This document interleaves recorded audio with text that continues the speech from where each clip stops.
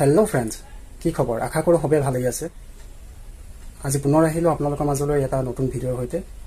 আজি আপোনালোকক দেখাম লখিমপুৰৰ এনে এখন বিখ্যাত ধৰ্মীয় স্থান, য'ত নেকি ইছলামী ধৰ্ম আৰু হিন্দু ধৰ্মীয় লোকসকলে একেলগে দৰ্শন কৰাৰ লগতে আশীষ ল'ব পাৰে। আৰু সেই ঠাইখনৰ নাম হ'ল ডেকাফুকি মাজাৰ। আহক আমি ভিডিঅ'টো আৰম্ভ কৰোঁ। মোৰ লগত লগৰ এজনো যাব, তেওঁকো লৈ লওঁ আৰু যাওঁ এই ধৰ্মীয় স্থানখন। ব'লা, লেটছ গো।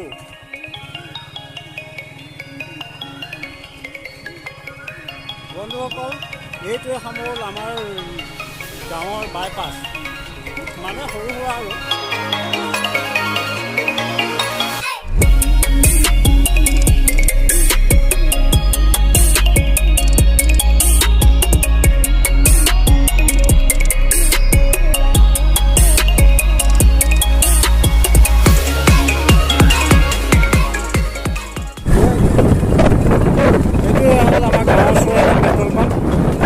আমাৰ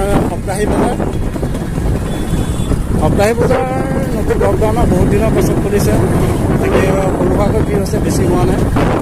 নহ'লে আগৰ দিনত আপোনাৰ ইয়াতকৈ বহুত মানুহ হয়।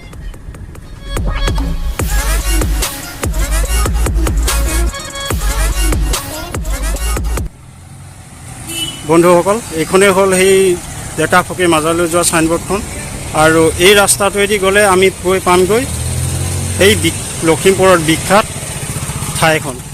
ব'লক, দেৰি নকৰি আমি যাওঁ সেই ঠাইখনলৈ।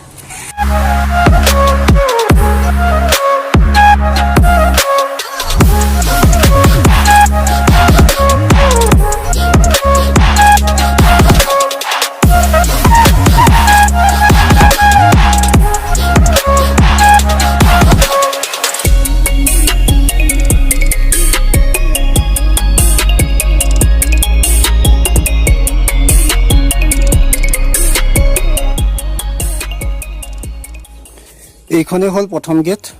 আমি অলপ ভিতৰত সোমাই যাব লাগিব, ব'লক। ফাইনেলি বন্ধুসকল আহি পালোহি। মোৰ পাছফালে আপোনালোকে গেটখন দেখিব পাইছে। এইখন হ'ল আপোনাৰ ছেকেণ্ড গেট, আৰু ইয়াৰ ভিতৰতেই আছে সেই বিখ্যাত ধৰ্মস্থানখন ডেকাফুকি মাজাৰ। ব'লক আমি ভিতৰলৈ যাওঁ।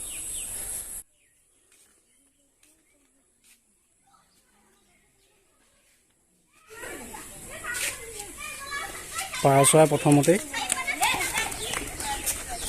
সৰু ল'ৰা ছোৱালীসকলে খেলি আছে।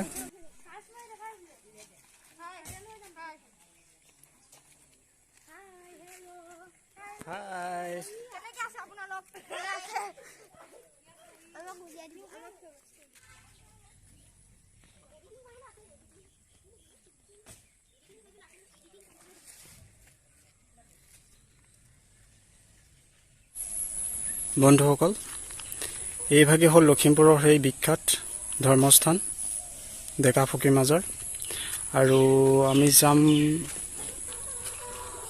পাছফাললৈ এটা ঘৰ আছে, সেইটোও দেখামগৈ আপোনালোকক। পাছফাললৈ হিন্দু ধৰ্মৰ এটা আলহী ঘৰ আছে, ব'লক আমি চাওঁগৈ।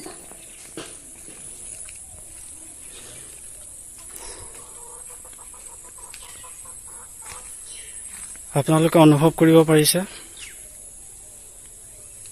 এটা সুন্দৰ পৰিৱেশ, য'ত নেকি কোনো ধৰণৰ হাই হুলস্থুল নাই, আৰু বাবাই কিমান পৰিপাটিকৈ এই ধৰ্মস্থানখন ৰাখিছে।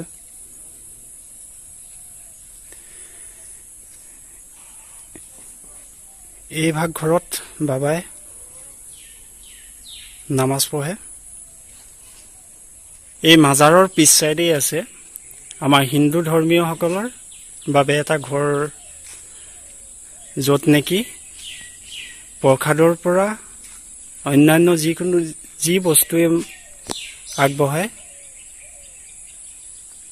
এই ঘৰটোতে ভাগ বতৰা কৰি খোৱাৰ পৰা ধৰি সকলো কাম এই ঘৰটোতে হয়। ইয়াত আপোনাৰ বৰ্ড লিখি থোৱা আছে, দেখিব পাৰিব আপোনালোকে, হিন্দু ধৰ্মৰ আলহী ঘৰ। থানখনত সৰ্বানন্দ সোণোৱাল ডাঙৰীয়াই এটা ঘৰৰ আধাৰশিলা স্থাপন কৰিছিলে। আপোনালোকক দেখাই আছোঁ ৰ'ব সেই ঘৰটো। বলক আমি সেই ঘৰটো দেখাওঁ।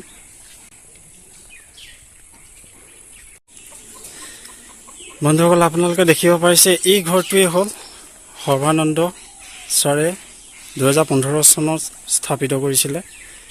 বিশেষকৈ এইটো হ'ল এটা অতিথিৰ জিৰণি চৰা। ভিতৰলৈকে দেখাই দিছোঁ। ইয়াৰ ভিতৰত দেখিব পাইছে অতিথি জিৰাবৰ কাৰণে চকী, বেঞ্চ ইত্যাদি ইয়াত ৰখা হৈছে।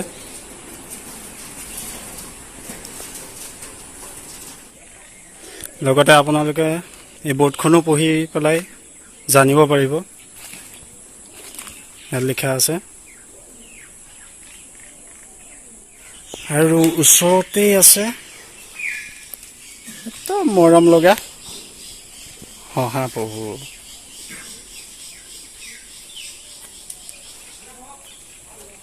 কি ধুনীয়াকৈ খোৱাত ব্যস্ত হৈ আছে ইহঁতে। বাবা আহি অলপ আগতে ইহঁতক খাবৰ কাৰণে ঘাঁহ বন দি গৈছেহি। পুৰা খোৱাত ব্যস্ত হৈ আছে। আৰু লগতে দেখাম ইয়াৰ পিছ চাইডে এটা ফিচাৰী আছে। আমি যাম এতিয়া ফিচাৰীটো চাবলৈ। আৰু এই ঘৰটোৰ কিনাৰেদি গ'লে পাম আমি এটা ফিচাৰী।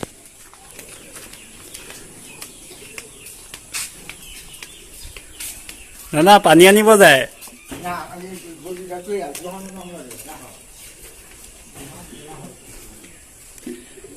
আপোনালোকে দেখিব পাৰিছে নে নাজানো, কিন্তু ইয়াত আপোনাৰ মাছ বহুত ডাঙৰ ডাঙৰ আছে। এয়া মই অলপ জুম কৰি দিছোঁ। এয়া মাছ।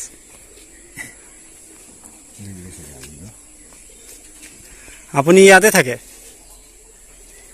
নানাও ইয়াতে থাকে বাবাৰ লগতে। আৰু ইয়াত চাব পাৰিছে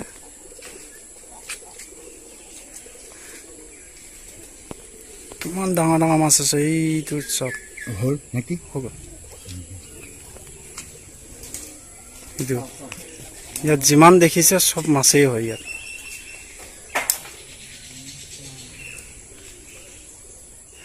আৰু এইটো লগতে মোৰ লগৰটো এই মাছ দেখি অবাক খাইছে।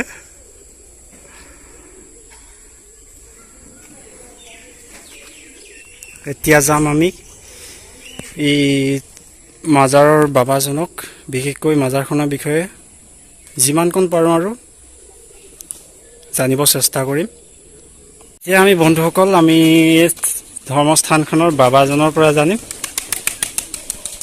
স্থানখনৰ বিষয়ে। বাবা, ধৰ্মস্থানখনৰ বিষয়ে আপুনি অকণমান কওকচোন আমাক।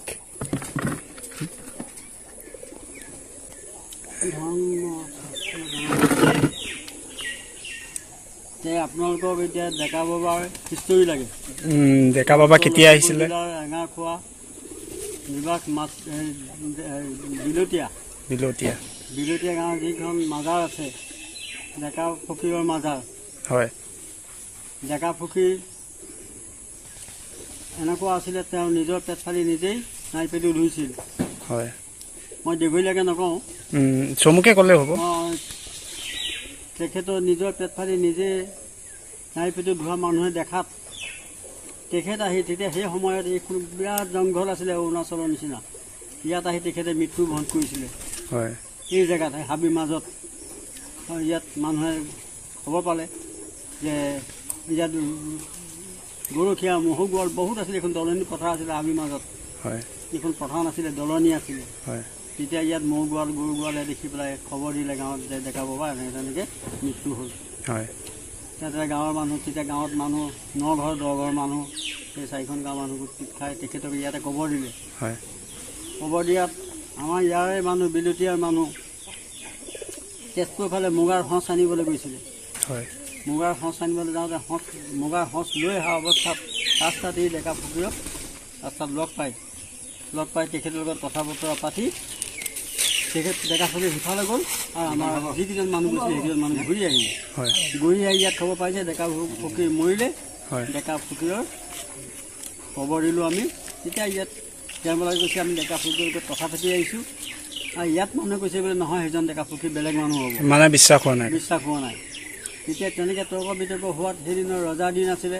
ৰজাৰ কিবা হুকুম মতে নি কি নি সেই কবৰটো খান্দিলে। কবৰ খান্দি পেলাই চালে ডেকা ফকীৰ নাই। তেখেতৰ সোঁহাতৰ আঙুলি এটা কাটি তেওঁ তাত চিন দি থৈ তেখেত গাই ভৰি ওলাই গুচি গ'ল। অকল কাপোৰ আছিলে, তেখেত নাছিলে। তেতিয়াবা এই মাজাৰখন স্থাপিত হ'ল 1600 খ্ৰীষ্টাব্দত।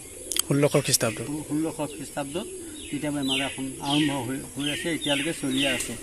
ইয়াত হিন্দু মুছলিম কোনো ধৰ্মীয় মানুহৰ কোনো ই নাই, সকলো ধৰ্মীয় মানুহ আহে। সকলোৱে ধৰ্মীয় মানুহ নিজৰ মতে কাম সকাম নাম গীত সকলোৱে নিজৰ ধৰ্মতে কৰি মেলি চবৰে কাম নিজে কৰি যায় আৰু সেইমতে ৰাইজৰ কাম সিদ্ধি হৈ গৈছে। যি যেনেকৈ বিচাৰি আহিছে তেনেকৈ পাইছে।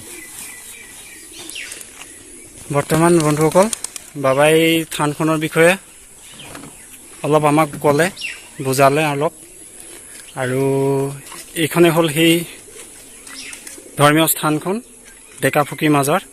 আৰু ভিতৰত বিশেষ ভিতৰলৈতো ভিডিঅ' নকৰিম চাগে, আপোনালোকক মেইন দুৱাৰৰ পৰাই দেখাই দিওঁ এটা দৃশ্য।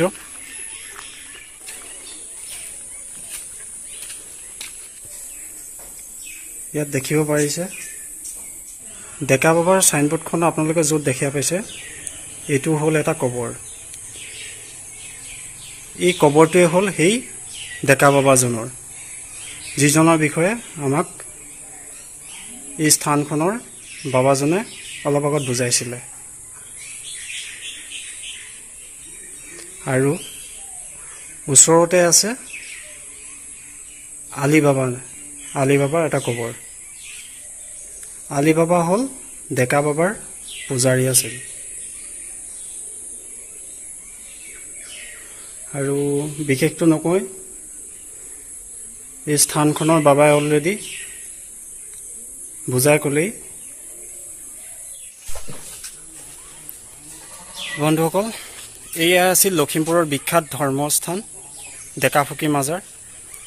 আৰু আপোনালোকে এই ধৰ্মস্থানখনলৈ যদি আহিব বিচাৰে তেন্তে মোৰ এই ভিডিঅ'ৰ ডিছক্ৰিপশ্যনত এই ঠাইখনৰ এড্ৰেছ আৰু লোকেশ্যনৰ সৈতে দিয়া থাকিব। আপোনালোকে এবাৰ আহি চাব পাৰে। আকৌ পুনৰ লগ পাম এটা নতুন ভিডিঅ'ৰ সৈতে। তেতিয়ালৈকে bye bye, take care, love you all. জয় আই অসম।